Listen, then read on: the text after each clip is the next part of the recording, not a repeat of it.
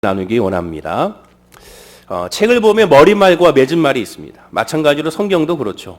자, 그러면 성경의 처음 시작이 뭡니까? 창세기 1장 1절이잖아요. 태초에 하나님이 천지를 창조하시니라. 마지막은 요한계시록 22장 21절이죠. 주 예수의 은혜가 모든 자에게 있을지어다. 아멘입니다. 그러면 어떻게 됐냐? 이어서 한번 생각해 보면 천지를 창조하신 하나님의 은혜가 모든 사람들에게 있다라는 말씀으로 이어지게 되죠. 그런데 성경 66권 중에서 오늘 본문의 이 에스라서의 결론 마지막 구절은 굉장히 이상합니다. 결론이라 할 수가 없는 마지막 구절이에요. 에스라 10장 44절이 마지막 구절인데 이상은 모두 이방 여인을 아내로 맞이한 자라 그 중에는 자녀를 낳은 여인도 있더라라고 말합니다. 에스라의 결론은 결론 같지 않은 결론입니다. 끊긴 것 같아요. 더 이어져야 될 것 같은데 쓰다만 기사 같은 모습이고 결론을 맺지 않은 드라마의 영화의 그런 모습인 것 같습니다. 구약 성경책 한 권의 결론으로는 너무나도 싱겁지 않은가라는 생각을 하게 됩니다. 에스라 선지자는 모세 율법의 전통을 학사요 제사장이었습니다. 에스라 배경을 살펴보게 되면 수르바벨 주도 1차 포로 귀환을 하게 되죠. 그리하여 1차 포로 귀환한 성전을 건축하게 됩니다. 그리고 건축된 성전 중심의 삶을 살아가게 됩니다. 예배 중심의 삶을 살기 시작하죠. 건축한 이후에 60년이 지난 후에 에스라는 아락사스다 왕의 허락을 받아서 유다 백성들 이끌고 2차 포로 귀환을 합니다. 그게 오늘 주인공 에스라입니다. 고레스의 칙령이 내린 첫 번째 칙령이 내려진 뒤 무려 80년이 지나서 2차 귀환을 하게 된 것이죠. 그러나 와서 봤더니 성전 건축한 세대는 다 죽고 그 이후의 세대들은 성전 건축한 이후에도 예배나 하나님을 온전히 섬기거나 말씀 중심의 삶, 성정 중심의 삶을 살고 있지 않았습니다. 그래서 에스라는 영적 개혁을 일으키게 되죠. 종교 개혁을 일으키게 됩니다. 어떻게 했느냐? 에스라 7장 10절로 이 개혁을 일으킵니다. 에스라가 여호와의 율법을 연구하여 준행하며 율례와 규례를 이스라엘에게 가르치기로 결심하였더라라고 말합니다. 자, 종교 개혁을 어떻게 일으켰느냐? 말씀으로 개혁을 했다는 거죠. 말씀으로 가르치고 말씀을 읽게 하여 그들에게 개혁을 일으키게 됩니다. 보통 에스라서를 읽으면서 성전 재건에 주로 초점을 맞춰 우리가 적용을 많이 하게 됩니다. 성전은 재건하니까 우리의 성전도 재건하자, 우리의 예배도 회복하자 이런 말을 많이 하죠. 그리고 남은 자들을 부르셔서 귀환하게 하신 그 뜻이 예루살렘 성전을 재건하면서 동시에 성벽을 수축하는 것에 주목을 하게 됩니다. 그러다 보니까 대부분 이 성전을 건축하는 어떤 이 건축 헌금을 드리거나 성전 건축을 앞두고 보통 이 말씀을 또 많이 인용하게 되죠. 그러나 제가 봤을 땐 성전 재건으로 인한 영적 부흥이 먼저라는 것이죠. 그것을 먼저 주목하는 말씀이 이 말씀입니다. 왜냐하면 영적으로 부흥하여 하나님의 말씀을 가르치기 시작하면 지난 죄에 대한 참회가 일어나기 때문에 그렇습니다. 역으로 얘기하면 하나님의 말씀이 임하지 않으면 죄에 대한 참회가 일어나지 않는다는 것이죠. 그리고 결과적으로 성도들의 삶의 모든 측면에서 거룩한 삶을 살게 되는데 그 거룩한 삶은 하나님의 말씀을 가르치고 말씀으로 말미암아 시작하게 되는 겁니다. 에스라서의 주제도 바로 이것이라는 것이죠. 즉 말씀으로 말미암아 영혼이 잘 되고 범사가 잘 되고 그로 말미암아 강건해진다는 겁니다. 영혼이 먼저라는 거죠. 영혼이 먼저. 즉 눈에 보이는 성전의 이 건축이 먼저가 아니라 먼저 영혼이 먼저라는 것이죠. 영혼이 먼저가 됐을 때 성전이 건축되는 것이 눈에 보이는 건축이 필요하다는 겁니다. 성도나 공동체가 거룩해지지 않고 양쪽으로만 성장하는 것은 참된 진정한 부흥이 아니라는 것이죠. 자, 그렇다면 에스라를 통한 이 개혁 운동을 조금 더 살펴봐야겠습니다. 이 개혁 운동의 핵심은 무엇일까? 말씀을 가르치는 건데 왜 이 말씀을 가르쳐야 될 정도의 그러한 영적 개혁을 일으켜야 했을까? 바로 그것은 뭐냐? 그들에게는 이방인의 여인들, 이방인들의 여자들을 아내로 맞이한 것에서 그들의 타락이 시작됐기 때문에 그렇습니다. 그런데 그 개혁인들을 일으키는 첫 번째 행위가 바로 말씀을 가르치면서 이방 여자들을 쫓아내는 것으로 출발했습니다. 그런데 아이까지 있는 그 여인들을 추방하게 된 것이죠. 그러면 이 말을 딱 듣는 순간 이상하게 생각이 듭니다. 아니 하나님은 사랑의 하나님이신데 왜 그 아이까지도 난 그 이방인의 여자들을 왜 추방할 수밖에 없느냐? 예수님은 오히려 가늠한 여자를 용서해 주시고 또 아내를 멋대로 내쫓기 위하여 이혼 증서를 쓴 사람들에 대하여 그들을 비판하시고 그렇게 하지 말라고 말씀하시며 5번이나 결혼했다가 다시 젊은 남자와 동거한 한 사마리아 여인과의 대화를 통하여 그를 품으신 것을 확인할 수 있는데 그런데 왜 하나님은 바로 이 예수님과 같이 행하지 않냐, 그들을 쫓아낼 수가 있는가, 그들에게 기회조차도 주지 않는가, 이렇게 우리가 생각할 수가 있습니다. 하나님과 예수님은 다른 것이 아닌가. 그래서 구약의 하나님, 무서운 하나님, 구약의 하나님은 잔인한 하나님, 또한 신약의 예수님은 은혜의 사랑의 하나님, 이렇게 구분되는 것은 아닌가, 이렇게 생각할 수가 있습니다. 그러나 그렇지가 않다는 것이죠. 하나님의 일은 무조건 옳습니다. 자, 오늘 본문 1절로 보면 이렇게 말합니다. 이후에 방백들이 내게 나와 이르되 이스라엘 백성과 제사장들과 레위 사람들이 이 땅 백성에게서 떠나지 아니하고 가나안 사람들과 헷 사람들과 브리스 사람들과 여부스 사람들과 암몬 사람들과 모압 사람들과 애굽 사람들과 아모리 사람들의 가증한 일을 행하여라고 말합니다. 성경을 잘 읽어봐야 됩니다. 지금 유대인들이 결혼했다가 내쫓은 사람들의 출신들이 어딘지를 보십시오. 이방 사람들인데 모두 그 이방 중에서도 가나안 족속의 출신들입니다. 그런데 아수르에 대한 언급은 없습니다. 아수르에서 멸망을 당했었거든요. 근데 아수르에 대한 언급이 없습니다. 바벨에 대한 언급이 없습니다. 바벨론에 대한 또한 멸망도 있었지만 그것도 없습니다. 특히 아수르는 북왕국 이스라엘을 정복한 후에 본토인들을 이주시켜서 유대인들과 결혼 정책을 펴서 아이를 태어나게 했습니다. 그것이 바로 사마리아인이라고 나중에 부르게 되죠. 그러면 제일 먼저 추방시켜야 될 1순위가 가나안 여인이 아니라 먼저 이 아수르 여인들이 먼저가 되어야 될 것입니다. 그러나 아수르 여인에 대한 추방에 대한 기사는 하나도 찾아볼 수가 없습니다. 그럼 왜 그랬을까? 하나님 이때에 대한 결혼은 당시의 절대 권력의 강요에 의해서 어쩔 수 없는 결혼으로 하나님을 보았기 때문에 그렇습니다. 그리고 이미 나라가 멸망한 그 자체가 심판이라는 사실을, 징계라는 사실을 그들에게 알려줬기 때문에 그렇습니다. 자, 우리 일제 간정기 때 친인에 대한 것과 신사참배에 대한 것에서 우리가 돌을 던질 수 있을까? 그것에 대해서는 돌을 던질 수가 없어요. 왜 당신은 믿는 사람으로서 친인을 했는가? 왜 당신 믿는 사람으로서 신사참배했는가? 왜 당신은 우상을 섬겼는가? 여러분, 그것에 대해서 돌을 던질 수가 없습니다. 어느 누구도 그것을 정죄할 수가 없습니다. 하나님이 보시는 것도 마찬가지예요. 하나님이 우리를 바라볼 때, 지금 이스라엘을 바라볼 때 왜 너희들은 이런 죄를 지었어? 너희들은 왜 이렇게 우상을 숭배했어? 너희들은 왜 이 여인들을, 이방 여인들과 왜 결혼했어? 왜 너희들은 물질을 탐했어? 왜 너희들은 거짓말했어? 하나님은 여기에 집중하지 않습니다. 이것 때문에 그들을 징계하는 것이 아닙니다. 그럼 뭐 때문에 그들을 징계하고 뭐 때문에 그들을 심판하신 줄 아십니까? 성경은 한결같습니다. 하나님의 마음은. 그렇게 죄를 지었는데 왜 회개하지 않느냐는 거죠. 우리가 착각하는 것이 그래요. 인간은 죄를 지었기 때문에 정죄하고 심판합니다. 그러나 하나님은요, 그 죄를 지은 존재가 죄라는 것을 아시기 때문에 그러니 돌아와 회개하는 것인데 회개치 않기 때문에 심판이 이루어지는 것이죠. 이 차이가 있습니다. 누구나 죄를 지을 수 있어요. 누구나 실수할 수 있어요. 그러나 문제는 뭡니까? 그러니 주님께 와야죠. 그러니 주님께 회개를 해야죠. 그러니 주님께 엎드려야죠. 그러니 주님 앞에 고백을 해야죠. 그것이 중요한 겁니다. 가장 중요한 것이 바로 그겁니다. 오늘 본문도 마찬가지. 이스라엘 백성들이 죄를 지을 수 있어요. 죄를 졌어요.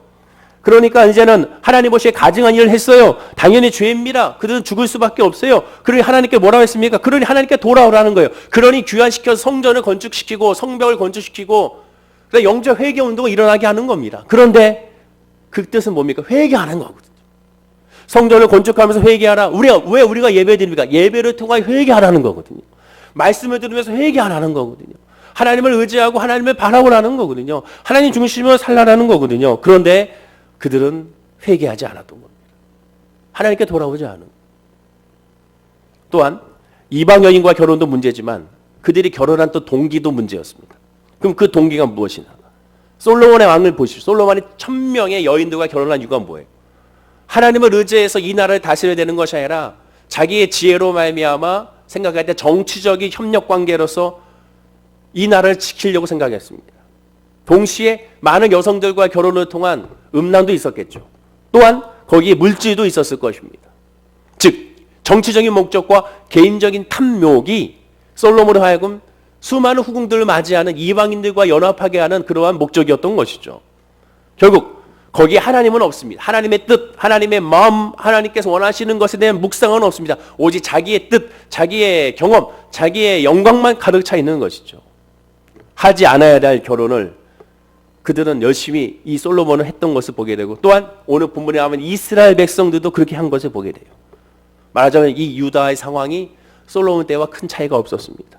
그런데 더 놀라운 것은 오늘 본문 1절에 나옵니다. 자, 1절 말씀을 다시 한번 읽어볼까요? 같이 읽긴 그렇고요. 제가 읽겠습니다. 이일 후에 방백들이 내게 나와 이르되 이스라엘 백성과 제사장들과 레위 사람들이 이 땅 백성에게서 떠나지 아니하고 가나안 사람들과 헷 사람들과 브리스 사람들과 여부스 사람들과 암몬 사람들과 모압 사람들과 애굽 사람들과 아모리 사람들의 가증한 일을 행하여라고 말합니다. 근데 여기에 놀라운 것이 뭡니까? 없어야 될 사람들의 명단이 나와요. 누굽니까? 이스라엘 백성과는 좋아요. 그런데 그 뒤에 제사장들과 레위 사람들이 나온 말합니다. 이스라엘 백성들은 그렇다 할 수 있어요. 왜? 하나님의 말씀에 묵상하지 아니하고 하나님을 예배하지 않는 수도 있습니다. 잘못된 길을 갈 수가 있어요. 그러나 제사장들과 레위 사람들은 뭡니까? 한마디로 주의 종들입니다. 주의 종들의 특징이 뭡니까?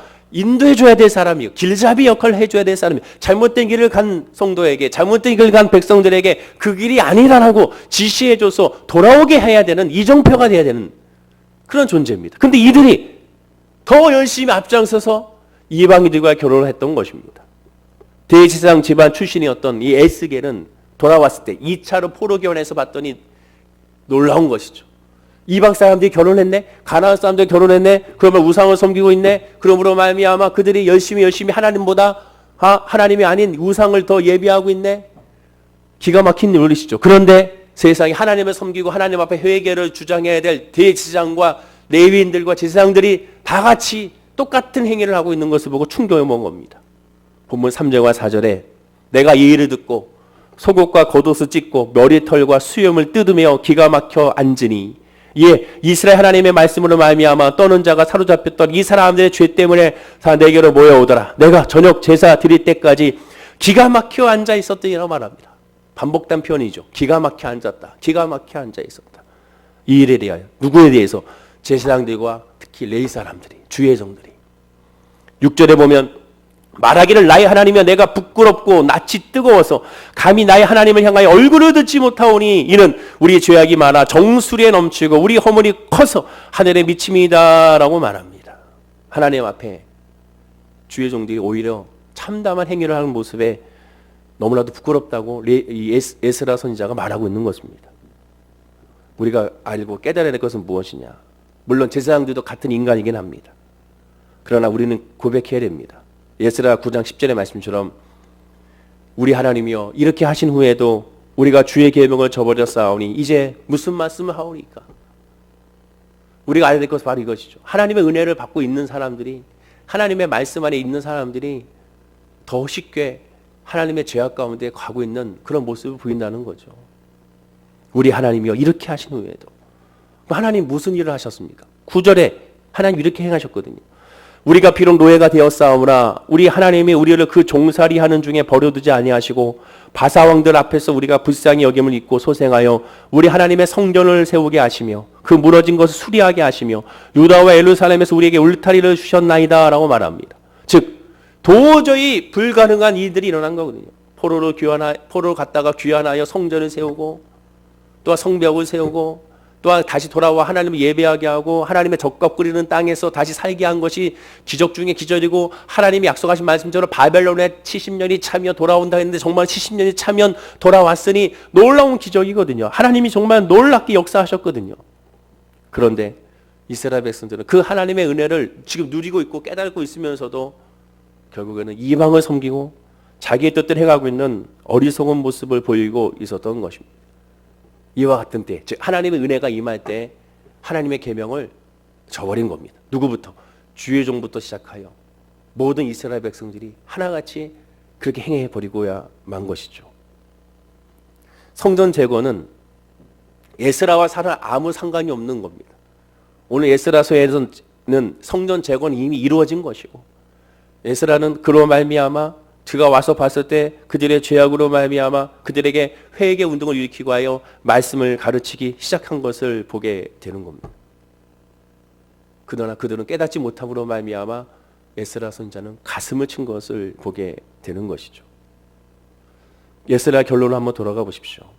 하나님은 죄를 범한 그대로 어김없이 벌어 주십니다. 결국 회개치 않자 그들에게 벌어 주신 것을 보게 됩니다. 누구부터? 성경 명단 마지막 장을 보면 다 제사장들입니다. 레위인들에 대해서 하나하나 명단을 지적하고 있는 것을 확인할 수가 있게 되는 겁니다. 자, 이 죄에 대해서 6절은 분명히 말합니다.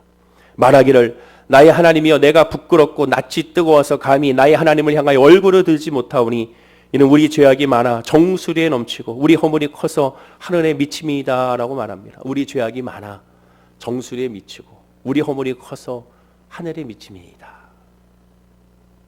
에스라 선지자가 오늘날 이 대한민국 땅에 와서 한국교회를 봤을 때 이 말을 하지 않을까라는 생각을 묵상하게 됩니다. 코로나19 사태를 통하여 한국교회가 너무나도 많은 신뢰를 잃어버렸구나. 주의 목사님들이 세상에서 너무나도 많은 신뢰를 잃어버렸구나. 왜 그랬을까? 오늘 본문과 똑같지 않을까? 하나님을 섬긴다 하면서도 하나님께서 은혜를 베풀으셔서 한국교회를 성장해 줬습니다. 한때는 1200만 성도까지라고 말할 정도로 영향력이 컸었죠. 그러나 이제는 700만 정도라고 얘기하고 있습니다. 근데 그것도 확실치 않은 부분들이죠. 그리고 이제는 목사라고 얘기하면 목사라는 말들이 더 많이 나오는 시대가 되고 말하고, 또한 사실상 목사라는 말에 사람들은 존경을 표하지 않는 그런 시대가 되고야 말았습니다. 왜 그렇게 됐을까?